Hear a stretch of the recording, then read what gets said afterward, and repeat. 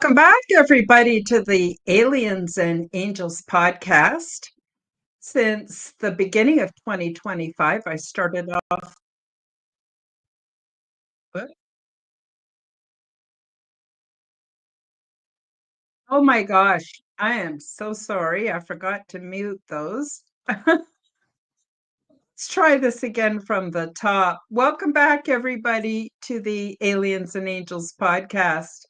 Since the beginning of 2025, I started off the new year with chapters 1 through 6 of my new book called Transdimensional Meet the New Neighbors. So please do go back and watch the replays to catch up.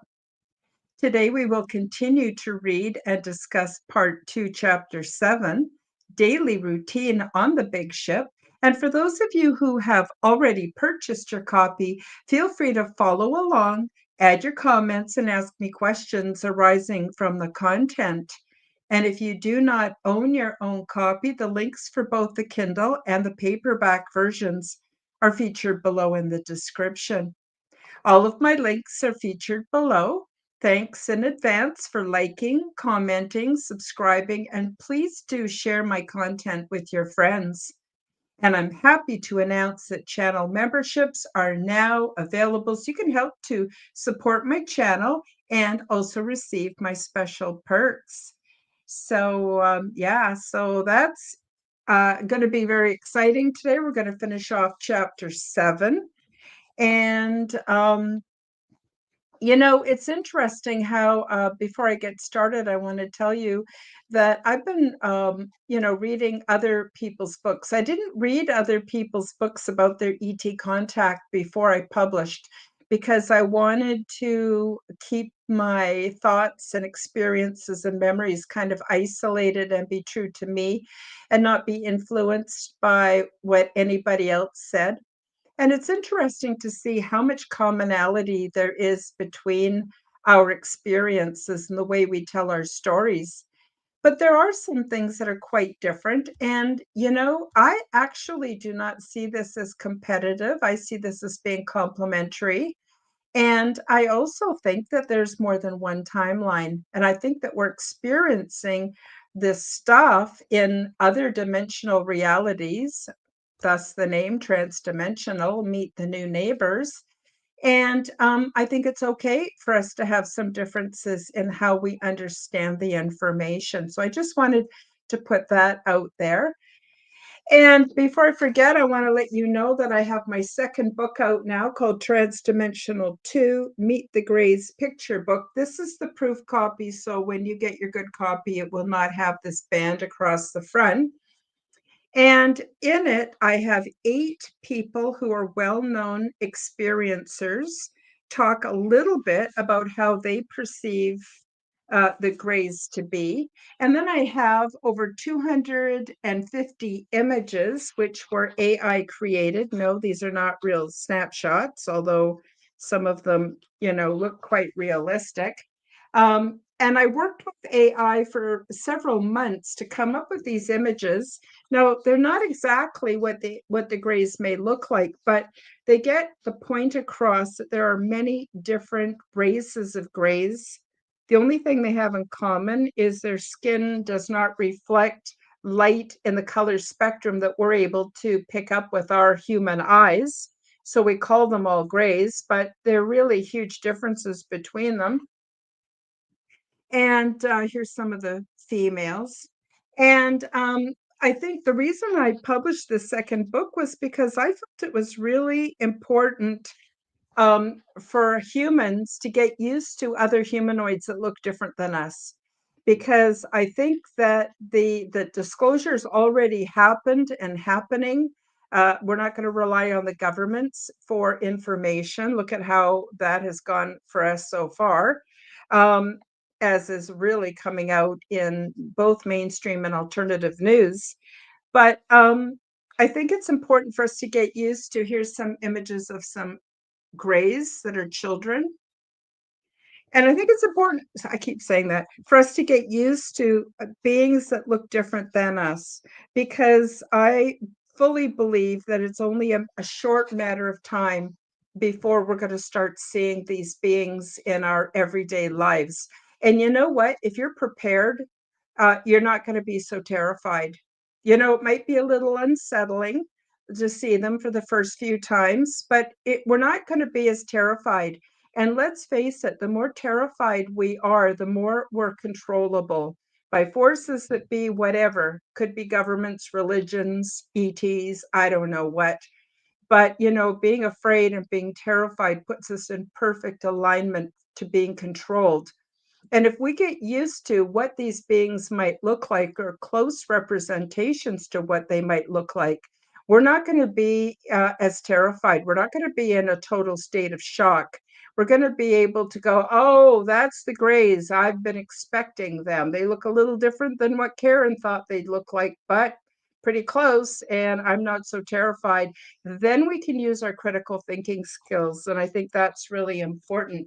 Here's some what I call human looking grays, where they're grays, but they look actually a lot like humans. Most extraterrestrials, in my experience, look very much like us. So in my second book, there's over 250 full-size images so that you can get used to what some off-world or trans-dimensional beings might look like. And I think that's kind of important. So, and again, here's my book. Again, this is a proof copy. When you get it, it won't have this band across the front. Trans-dimensional, Meet the New Neighbors. And so again, if you haven't watched the replays or the lives up till now, you might want to go back and catch up. And if you have your books, you can follow along today. So I'm going to pick up where I left off on chapter 7, which is daily life on the big ship. And today I'm going to continue reading, and I'm going to read daily routines on page 108. I experienced several different daily routines while I revisited the big ship and progressed in my training, but certain elements remained the same. Shortly after I awoke from my nighttime sleep cycle, I would join my fellow beings in the communal baths. Although we all entered the fluid environment naked, this bathing ritual was not for cleansing purposes, but was done for therapeutic and energetic healing. And this practice put us all into a loving, congruent mood and set the intentional tone for our day. The large liquid-filled area was not square or oval like a swimming pool. The water course was more like a shallow, slow-moving river which snaked about and provided much surface area where beings joined family and friends in small groups, which lined the banks. Females, juveniles, males, wee ones in their mother's or father's arms, all enjoyed the soothing fluid which nourished our bodies and put us into a tranquil state of mind. We shared very little communication as we joined each other in this deeply peaceful, hypnotic state of meditation. Each morning, I was joined by the red-headed bearded twins and peaceful Blossom Narrow Tongue, as we had become very close, closer than family. So you might remember from previous parts of the book, my buddy, that's what her name was. The names are not given to you like in a language. They're components of your genetics or what you look like or your mannerisms or whatever. And that is a loose translation into English, Peaceful Blossom Narrow Tongue. She had a long, narrow tongue. and she certainly was peaceful. Now, the twins that I referred to are not actual twins. I just call them twins because they look so much alike. And they are the short beings with the red spiky hair. They both have beards, male and female. It's hard to distinguish sometimes between what you would call genders. But anyway, we became very close, even closer than family, while I was aboard the big ship. The twins were always arm in arm, but from time to time they would gently reach out to stroke my back or my shoulders and arms, and I loved this start to my day. As we eventually felt the desire to leave this fluid realm, some of us regrouped with one another in an adjacent room adjoining the bathing area to work on each other's hair, assist with grooming needs, or to simply hang out in relaxed fellowship. Similar to my culture here on Earth, the males and females tended to segregate for this final process, except for the twin couples who were inseparable and always joined the females. Just going to stop and check the live chat and see who's joined us today. Oh, Nina, Nina the Mystic Truther. Guys, Nina's going to be on the Quantum Guide Show this coming Wednesday at noon Pacific, 1 p.m. Mountain Time, or 3 p.m. Eastern Time. And I know you'll you'll want to join us. Nina is an amazing person, so talented, and she's got a wonderful show. And she's got just so many skills and talents in the metaphysical realm. She's just an amazing person. And I know you're going to want to join us Wednesday. So please do. Sorry, I got an itchy nose. Please do join us Wednesday. And hi, Nina. Lovely, lovely to see you.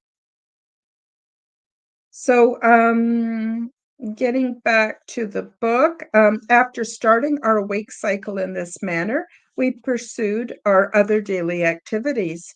Instead of following a set schedule, we all experienced impulses and telepathic communications that led us to our daily activities of learning and training, or work and service. Following my morning bath ritual, I would go back to my quarters, get dressed for the day, and I then usually spent the next couple of hours walking about, sampling the living, growing foods, and finding interest in what other beings were doing. Most of us do not eat formal meals during the day. We just pick and eat as we go, but gather in what we would consider to be the late afternoon for more of a formal meal at the meal preparation stations. Yeah, I also want to mention Nina's got a show later today. So, guys, if you're on YouTube, go to Nina the Mystic Truther and find out what time her show starts. I believe it's 6 or 7 p.m. Mountain Time, and check out her show. I think you'll just love it.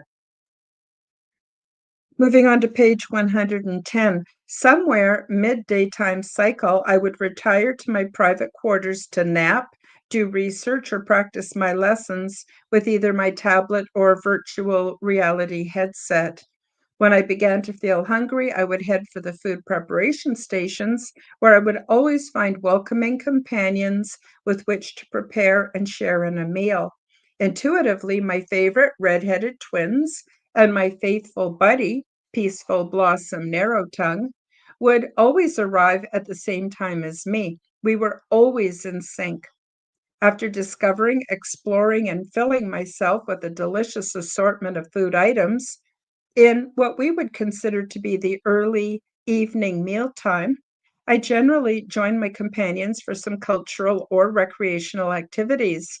I was given opportunities to practice my telepathy, learn board games, and participate in other educational lessons with my friends. ET definitely has an interest in the arts. I especially love the concerts, which involved musical instruments and, surprisingly, voice components, but also more.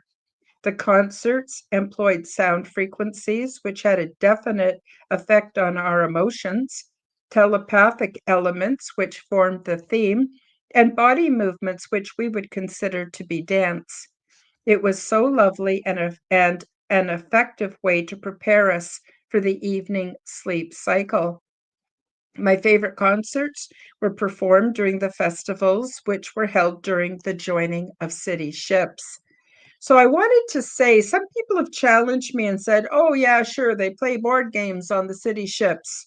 Or perhaps they will say something about the manner of dress that I've described for some of the beings later on in the book.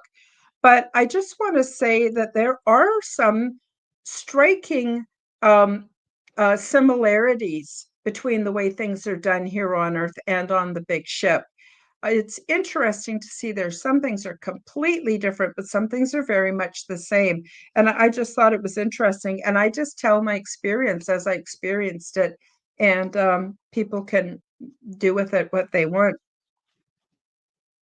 Festivals and the joining of ships, as I mentioned in a previous chapter, the big ship has a main body which is shaped like a fat button and has protruding arms where smaller ships are created, docked, and repaired. When another city ship comes to visit, it rests above or below the big ship in a manner that resembles the stacking of buttons. Regardless of how many ships are added to the stack, they essentially become one unit.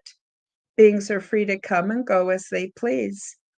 Similar to earthly customs, there are the social gatherings to exchange fashion, foods, and news. Think of each city ship as a clan. And when we met up with other city ships, it reminded me of clan gatherings. We exchanged gifts, saw old friends and family, met new friends, experienced new ways of doing things, including hairstyles, dress, adornment, music, healing techniques, career opportunities, and technological advancements, etc. I just want to give a quick shout out to Tony Ann. Hi, Tony Ann. Happy Sunday. Nice to have you with us. So I'm continuing on page 111. For those of you who've just joined us, visitors add elements of their culture, knowledge, and wisdom to the data banks with and without the virtual headsets, and some beings give public, quote, talks about their culture and home world, which serve as entertainment and education. I chose to not be one of those speakers, as the social situations here on Earth would be mostly frightening and disturbing to those gentle folk. So, as I mentioned before, the people aboard the big ship are at our next stage of development. They've already put away their warring ways and their conflict and jealousies and competition and all of that. And they're so far removed from it now that it would be disturbing for them to hear about the way things are here on Earth, because we got some smartening up to do. That's all I got to say. Since we do not experience true circadian rhythms, seasons, or planetary movements while aboard the big ship, the festivals are not linked to seasonal or religious practices.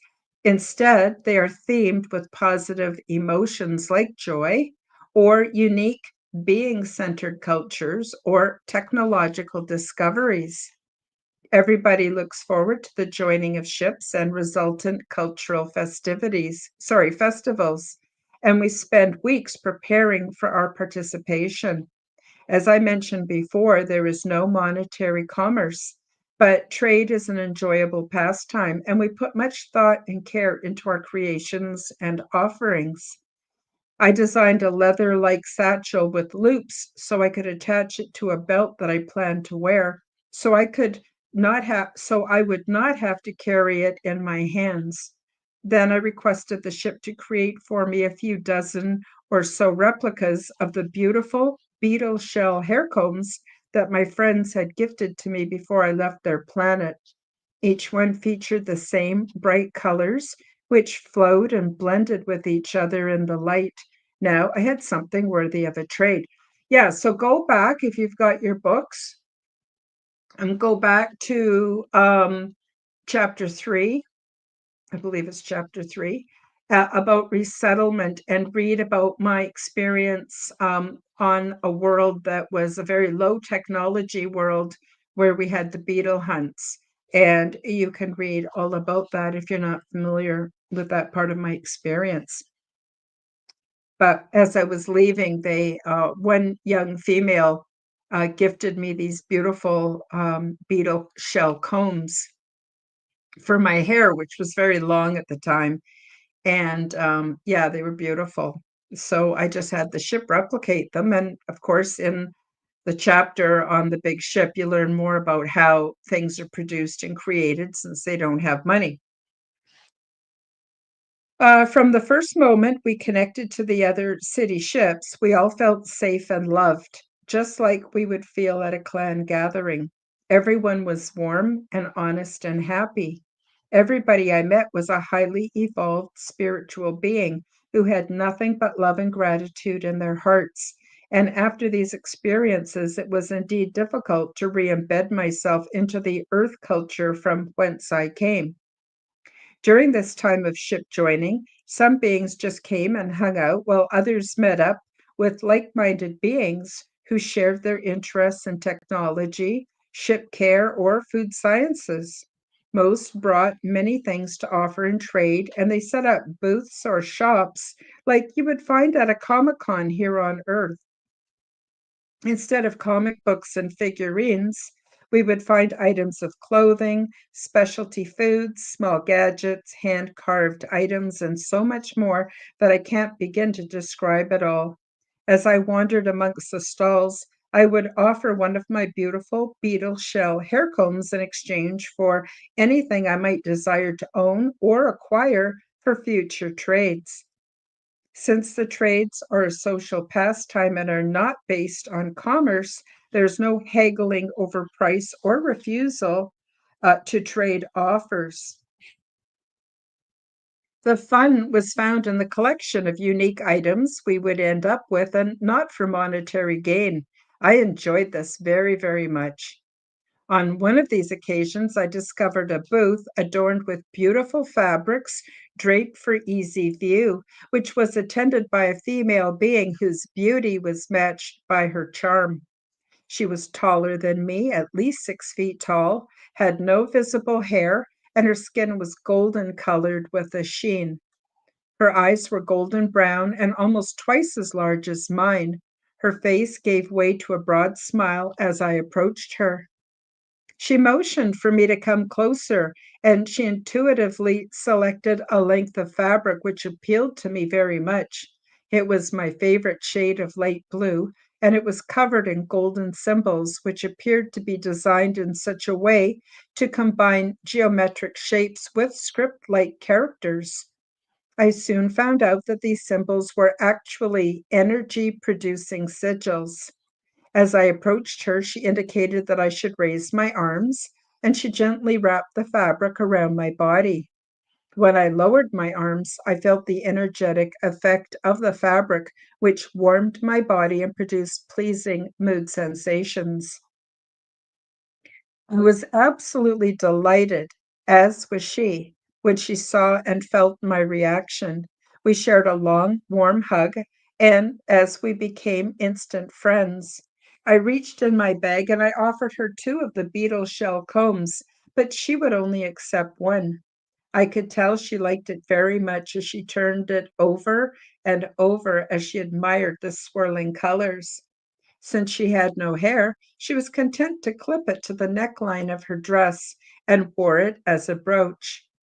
We shared several meals together in the following days, and I was always thrilled to see her wearing her beetle shell comb. During the joining of the ships, there was a lot going on, but instead of a cacophony of noise and activity, beings shared their excitement and business in a quiet and discreet manner. Still, from time to time, I picked up on little bursts of joy and happiness from the various groups and events. Visitors were also given opportunities for immigration to the big ship, and residents were given opportunities for emigration to other city ships. Those who wished to pursue residency on the big ship could easily attain education about our current scientific research, ship maintenance, and ship advancement. So at each gathering, we would gain and lose a few of our friends, but never with any sadness. At these special times, we also shared the most amazing cultural events and performances, Let me tell you about a concert that I attended. So, the concert that I'm about to read to you about was a very emotional event for me. I will try not to tear up while I'm telling you about it, but it was very profound. So, I recommend you sit back and close your eyes and join me in this amazing experience that I had aboard the big ship. Page 113, the concert. While I was seated in front of a large oval mirror the ship generated for me, my buddy, Peaceful Blossom Narrowtongue, assisted me with my upswept hairdo and added as a final touch one of the beautiful combs that I received as a parting gift from the peaceful, loving beings on the planet with the tree houses.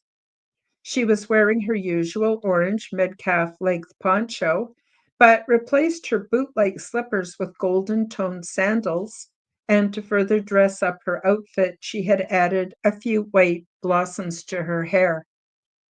With the ship's help, I had created a long, silky, pale blue gown with matching opera gloves for the occasion. There was also a beautiful white lacy shawl that was waiting for me to put on as a final touch. As I gazed in the mirror at my reflection, I felt very satisfied with my final look. The long gown fitted me perfectly, and I loved how my friend had encouraged me to keep down a row of soft tendrils of hair to frame my face. Peaceful Blossom Narrowtongue assisted me with my shawl to make sure it draped my outfit evenly. I became aware that the twins were standing outside of my quarters and I summoned a doorway for them to enter. They looked adorable.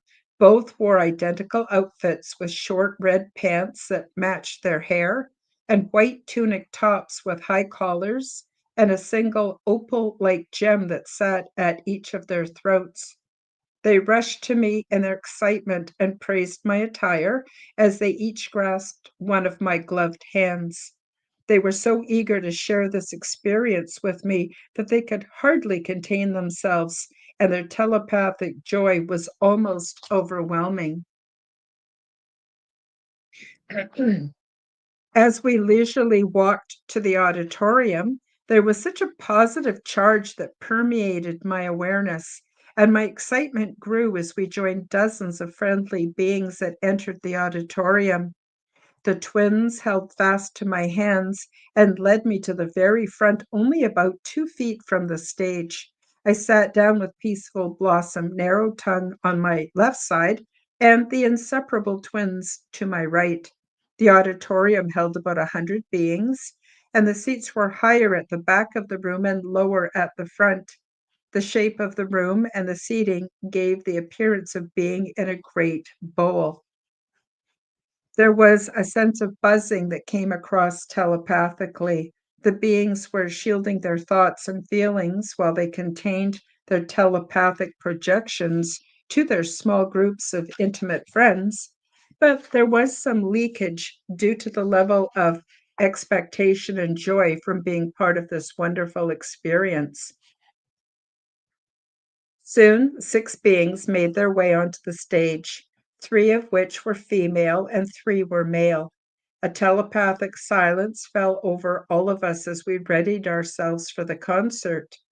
The beings on stage wore identical simple, white, floor-length gowns and carried with them various musical instruments with which they began to play soft, soothing tones on stringed, wind, and other portable instruments that I was not familiar with.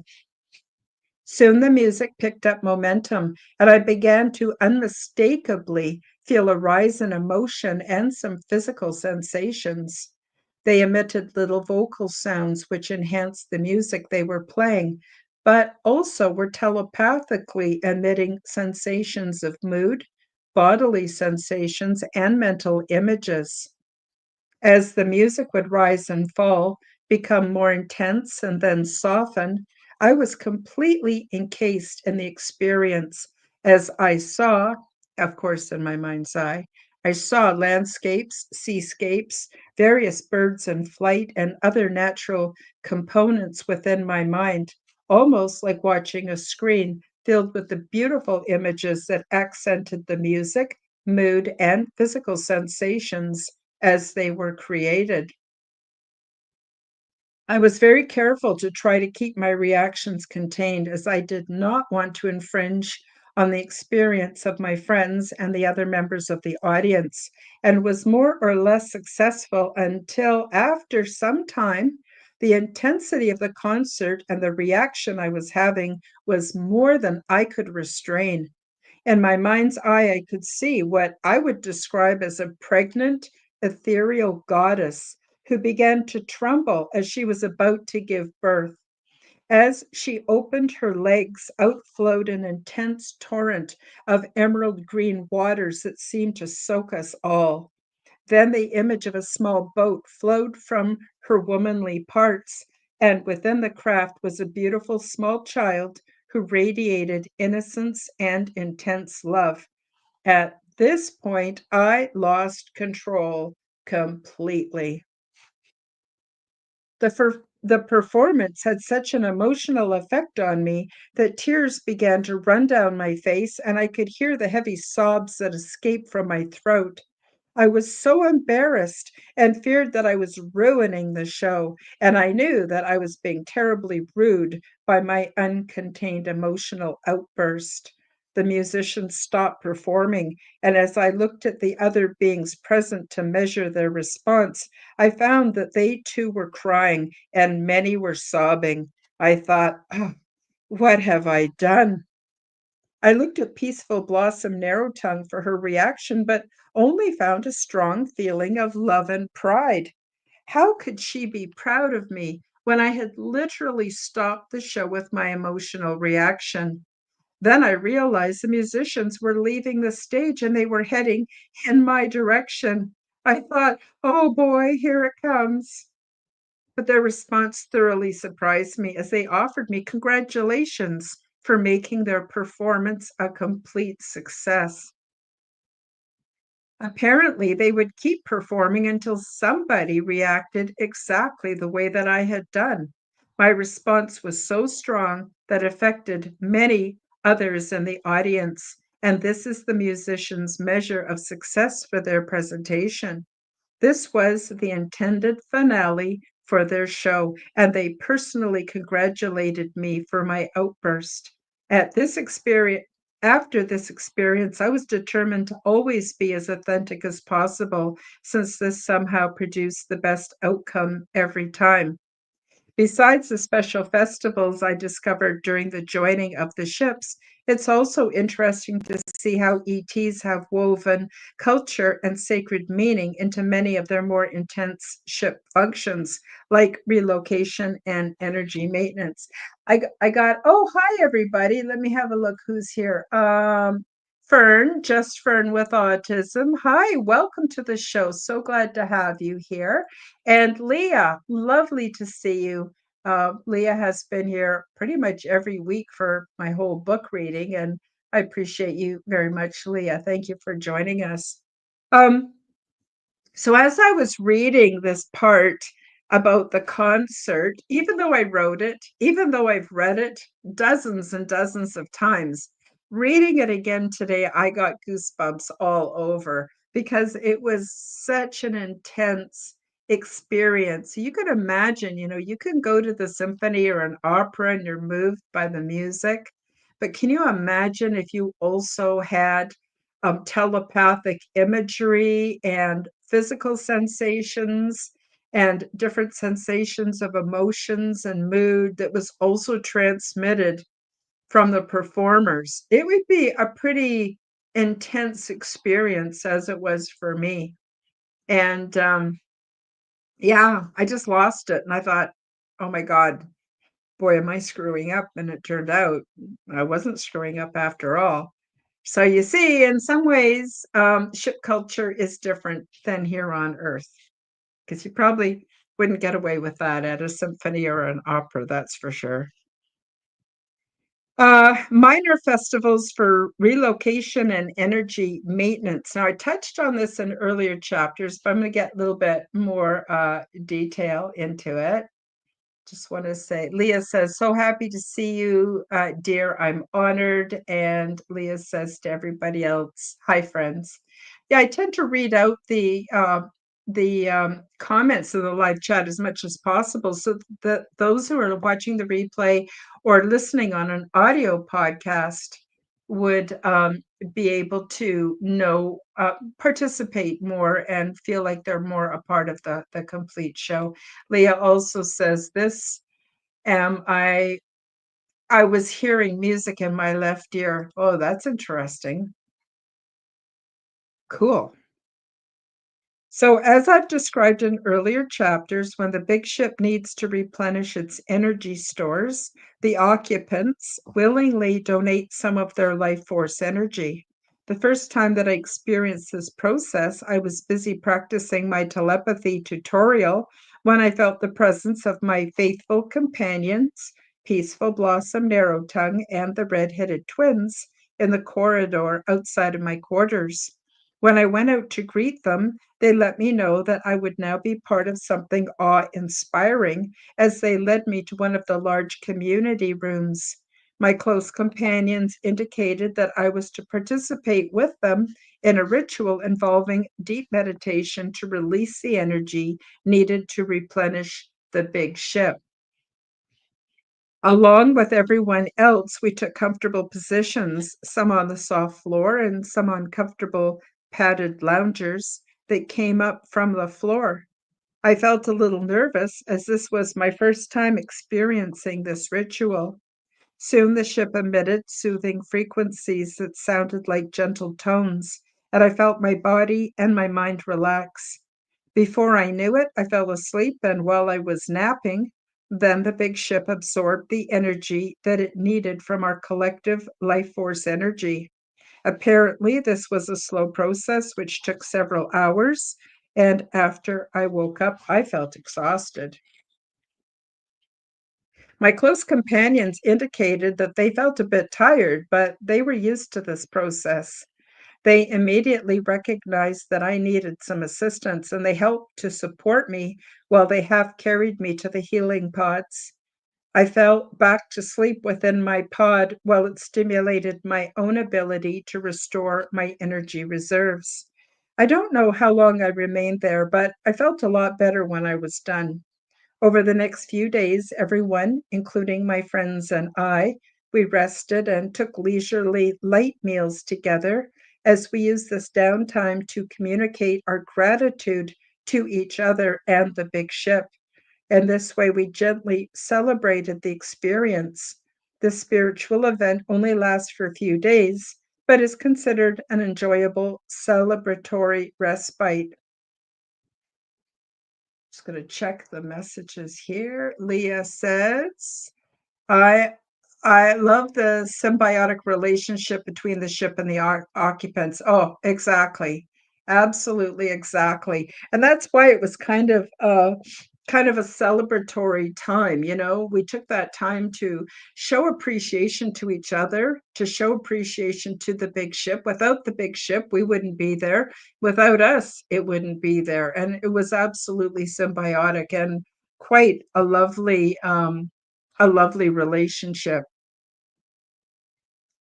Similar to the refueling ritual, we shared a less solemn celebration around the relocation of our big ship. On the day when we were notified that it was time to move the big ship into new interdimensional space, we ate very sparingly. We shared a very small snack in the morning, and we remained mostly in a sober, contemplative state throughout the day, as this was considered to be a spiritual event. My companions and I felt excited as we manned the vertical lift to the top floor and took our positions on the observation deck so we could see if our new location looked any different. Before the current relocation, we looked out into an inky blackness without the visual of stars or other heavenly bodies. I scratched my nose. I reclined on the soft floor along with my friends, and we mentally prepared for the ceremony. Like in the previously described ritual, the ship emitted soft tones of frequencies, which put us into a very deep meditative state. Again, I fell into a deep sleep. And a couple of hours later, my friends woke me to see our new interdimensional location. I was amazed. The inky blackness was replaced by a huge starburst pattern that looked like one of those colorful globe shaped bursting fireworks as seen in an American 4th of July sky. It was massive and it was beautiful. Then we all raced down to the community dining area and prepared a feast for each other. Everyone felt so grateful, happy, and light-hearted. Remember, these ships do not travel the way we think of travel. There is no movement from one place to another. The ship has the new coordinates and somehow uses our meditative state to fold interdimensional space, and we just appear in the new location. This process did not make us feel exhausted, like when we offered up some of our life force. Instead, we all felt well rested and ready to celebrate. Another type of festival that I attended was a more sacred naming ceremony where things took an interesting turn and ended with an unexpected conclusion. So, yeah, let's just have a little look here what Leah has to say. She says, "Thank you for this info and your great work in would enjoy being aware and invited if I were found ready." Well, I'm sure when you're ready, you will have these experiences. So, what I get into later in the book is that we are technology. Our combination of our energetic selves, our brains, the way our brains are structured, our pineal gland, our imagination is actually a portal and it can be used to fold time and space. This has been well documented through the Monroe Institute. You can do research on the Monroe Institute if you like. And of course, ancient yogis and all kinds of sacred teachings have talked about this. People who do psychedelics are well well familiar with this phenomenon. And so it makes sense that the big ship would actually use us to fold time and space to go from point A to point B without traveling. Just point A becomes point B. It's really slick. And modern day science has a lot to learn from these experiences because they're going about it all wrong. You don't get in a spaceship and a rocket and fly off the Earth trying to get outside of our solar system. In fact, the opposite is true. You go inside to fold time and space to end up in other locations. So I'm trying to wake people up about that with my book. So this next experience, I think you're really going to enjoy. Again, just sit back, close your eyes, and give it a listen, and imagine you're there with me. It's called A Special Event with an Unexpected Ending. I remember one day while we prepared our main meal for the day, an attractive spotted female being joined us. I mentioned in a previous chapter that some beings have olive colored skin with dark pigment patches, which respond to emotion and thoughts and serve to add to their non-verbal communication style. She seemed excited as she shared the news with us about an upcoming naming ceremony, which was being held in a few weeks on her home world. As her spots danced around her face and shoulders, she invited us to join her for the ceremony, and we readily agreed. The weeks passed quickly as we designed our dresses and decided on how we would wear our hair. This was a solemn occasion, and the dress requirements were quite specific. I was so excited the day of the event as I met my friends down at the landing dock. We had to take great care as we gathered up our long dress trains and ducked low as we entered the shuttle so as not to disturb our high rising white lace draped tiaras. Upon arrival, I noticed that we all wore clothing as white as snow. The male beings did not wear dresses, but instead wore what resembled long, plain white robes. Their heads were bound with white turbans, and they truly looked majestic and formal. In contrast, the high, lace draped tiaras of the females towered 1 or 2 feet above their heads, and our dress trains trailed a good distance behind us.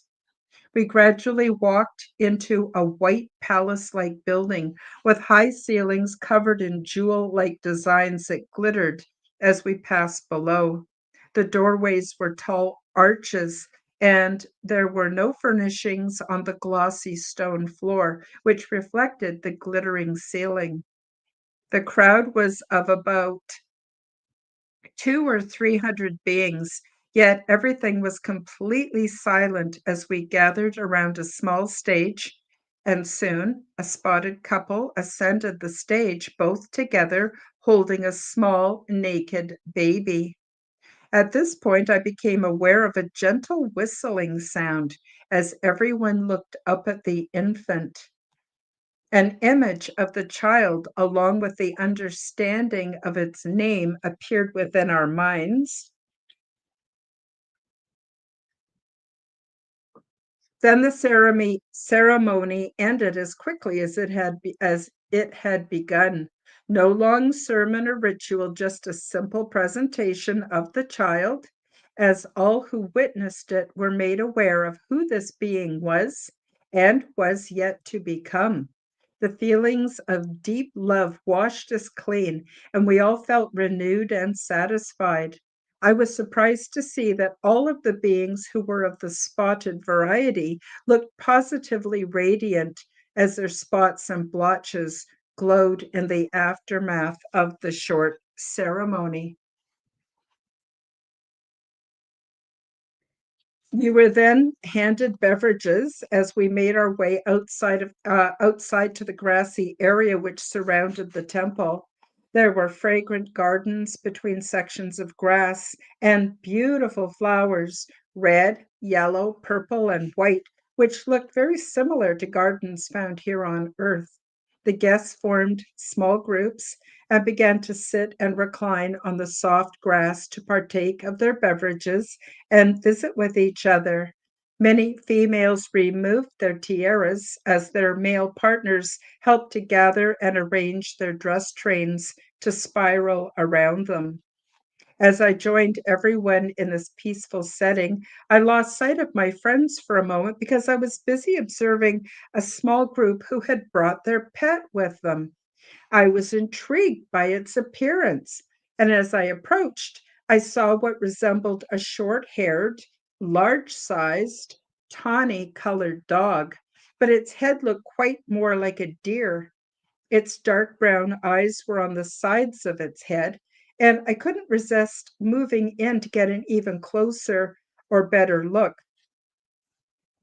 But as I approached, the beings seated with their pet started to wave their arms and issue a telepathic warning, but it was too late.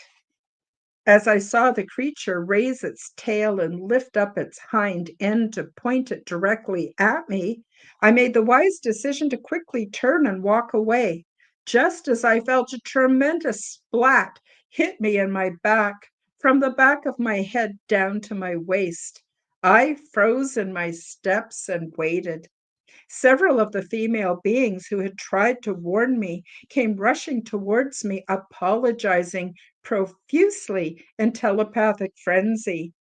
They took me by the arms and led me back into the building to find a resting room, where they cleaned me up the best they could and then reunited me with my friends. Apparently, the dog like pet was simply using its defense mechanism to protect itself and the beings from me, which it perceived as a threat due to the way I appeared and moved amidst the crowd. The splatter that I felt hit my back was a clear, jelly-like mucus that would have caused temporary blindness if it had hit me in my face. Fortunately, I had the good sense to turn away when I did, and although my beautiful dress would never be the same, I was unharmed and could enjoy the rest of my brief visit. Lesson learned. I would never again approach any animal without my host to guide me accordingly. So yeah, that was something. That was something. And you know what else is something is I actually told that short experience to Dolly Saffron and Preston Dennett when I was on an internet call with them. And Dolly, she had had experiences with the same animal. Exactly. Except that she had dropped to the grass and was trying to rub the mucus off, and it just further irritated her skin. She should have just left it until someone helped clean her off. So, I mean, what are the chances that two human beings who have had extensive extraterrestrial experience would have experienced the same animal off world and had the same result? Like, there's no way that could be a coincidence. That's just, I mean, probably a trillion to one that we would both imagine that experience. So again, it validates both of our experiences. So let's see. Leah also says, like octopus or colors mood, we're prismatic reactive. Yeah, kind of. But instead of mimicking the environment, just the spots and blotches just sort of dance around, and they from the same race understand what that means from communication, similar to we have American Sign Language here on Earth, very similar to that. So instead of gesturing, their spots would move around and become more prominent to emphasize their telepathic communication.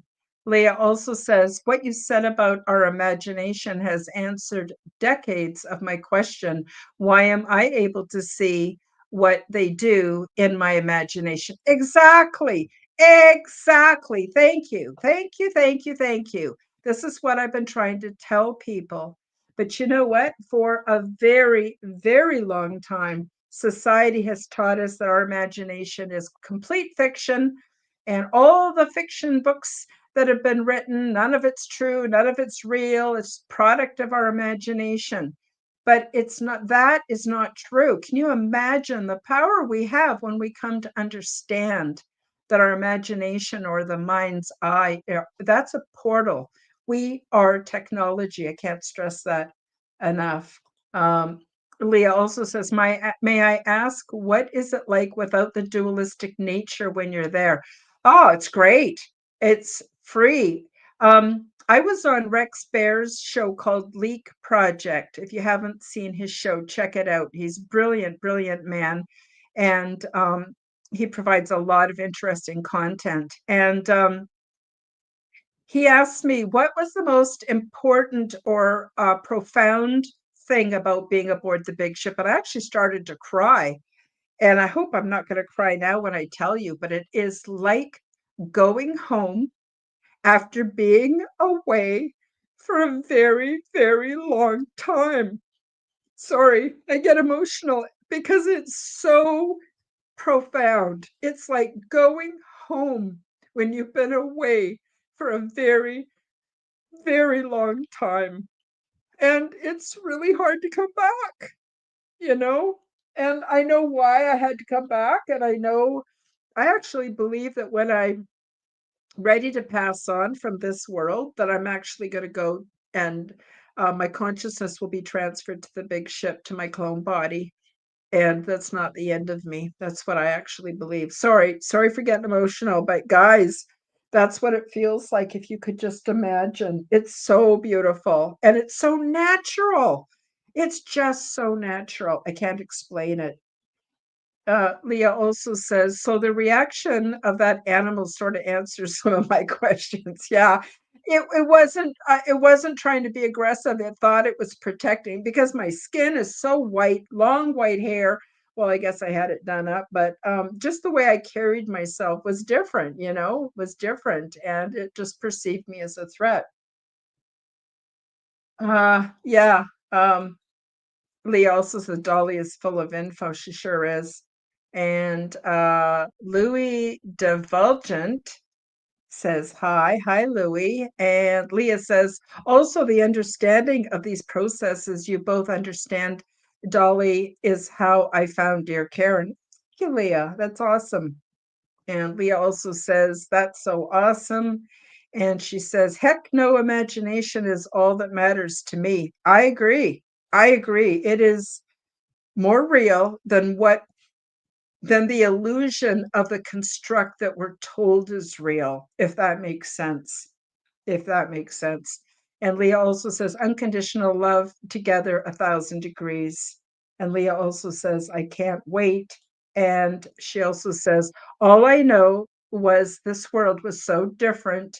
My mom is passing, and we are in silent celebration for her and I. Absolutely. Like I've mentioned in my book before, when these beings get old, like more than 500 years, when they're ready to pass on, it's celebrated. There's no sadness. And they shed their mortal coil and they go on to what's next. And one day we will shed our bodies and we will join the others. And they are gleefully and joyfully waiting for us. So that is why my advice is to live well as you can, be all that you can be. Really strive for those things that we can take with us, not the junk, not the cars and the money and the makeup or the heels, not that stuff, the other stuff, the patience, the love, the kindness. Those are the things that we take with us when we join our past ones. So it's only humans that think we die, think we're born and come into existence and think we die and we're gone. Only humans. Nobody else thinks that. So she's 91. Oh, bless your heart, Leah. It's so sad to be losing your mom. I lost my mom, and wow, takes a long time to get over it. But my mom and I had a lot of unfinished business. So hopefully you can make your peace with your mom before she passes and look forward to seeing her again soon. Well, not too soon. You got a job to do here on earth, but you know what I mean. Leah said she took her flowers today, 91 years old, and she took her flowers. It's beautiful, absolutely beautiful. Okay, I only have a couple of paragraphs left to finish off this chapter, so I'm just going to motor through, and it's about returning home. So, and so my days were filled and I was happy. Later on, I began preparing for and participating in the off world expeditions where we gathered data for future resettlement projects. That's in, I believe, chapter 3, guys. It was easy to lose track of time aboard the big ship, and every couple of weeks of awake and sleep cycles, I would wake up dim visioned to find myself in my usual pajamas in my bed back in my earthly home in Courtney, BC. Among the among the many adjustments that I had to make upon returning home was to feel myself back in my original body. Soon after my initial visit, as described in the chapter called Orientation, I came to realize that while I was aboard the big ship, I was occupying an identical clone body. This body was an exact copy of my original self, but there were some noticeable differences. My hair was still long and white, but it was much thicker. My freckled face looked much the same, but it was more symmetrical, and there were no wrinkles and other imperfections. My vision was perfect, and while my original nose was crooked from an early childhood accident, my new nose was straight. By contrast, when I woke up back on Earth, I felt a profound difference. When I got up out of my bed, my neck and posture were no longer straight. My feet and toes were crippled with arthritis. My knees, hips, and lower back were stiff and painful, and I lacked the abundance of energy, and I missed my off-world zeal for the upcoming day. I was always very happy to see my precious kitty, but disappointed as hell to be faced with my mundane life here on earth. I would wander around my apartment with a cup of tea, wondering what the heck just happened. Was I having recurring dreams? Was I losing my mind? Either way, I missed my life on board the big ship more than anything. Life there made sense. I had a purpose, and more than that, I felt well and truly loved. So that's it for chapter 7 in my book. For those of you who haven't yet purchased your copy, the link is in the description below. Transdimensional, Meet the New Neighbors. Next week, we're going to get into chapter 8, Love, Sex, and Reproduction. And I'm not going to read all of it because I want you to buy the book, and some of it is kind of personal, so I'm not going to talk about it too much, but I'm going to give you a really good look into what love means to these beings. And when you understand that they're vibing on the love harmonic, you can see a very different perspective when it comes to sex and reproduction. So we're going to get into that next week. I hope you will come back. Now, Leah says, love is what matters. And it's our highest goal, unity consciousness. Yes, it is. And she says, I'm hoping for as much time as given. I'm assuming with your mom. Yeah, I agree. And did your cat know that you were gone? I don't think so. I think to my cat, I'm just sleeping. I'm in a deep state of sleep because remember, I wasn't taken there physically. They used a consciousness transfer to transfer my consciousness into the clone body while I was aboard the big ship. So my original body was still sitting there. Yep. And Leah says, the birds and the bees in the next chapter. Absolutely. So, yeah, so that's about it for the program today. I'm going to lead out with a brief promotion for both of my books, and then I'll end the show. I want to thank you all very much for joining me, whether you're here in the live chat or whether you're watching the replay or you're listening on an audio podcast. I appreciate each and every one of you very, very much. Check out Nina the Mystic Truther and watch her show if you like this evening. And next Wednesday, she's going to be on my show called The Quantum Guide Show. And Leah says, and will encourage my friends. Excellent. Absolutely excellent. Because we're all in this together. And after a while, we come to see ourselves as part of one big happy family.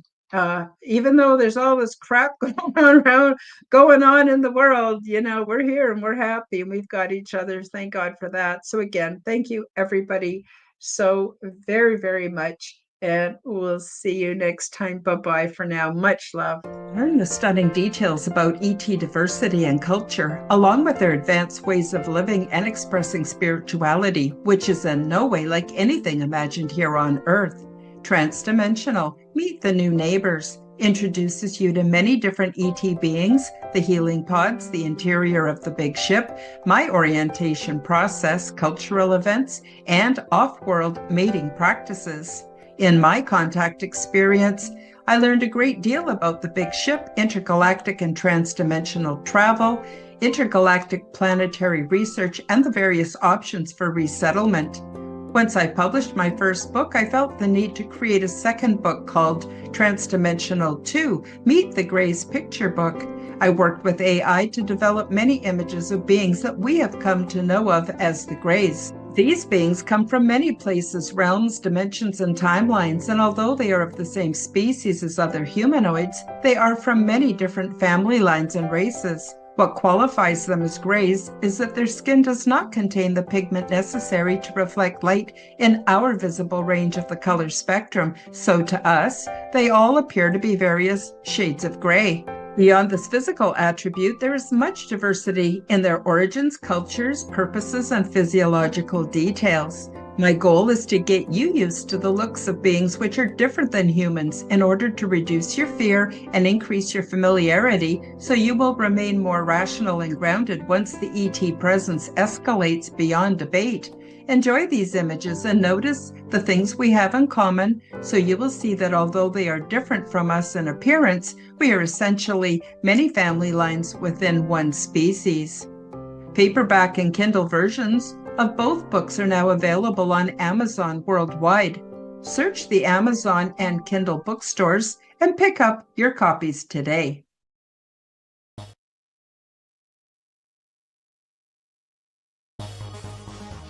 Thank you for joining me for the Aliens and Angels podcast.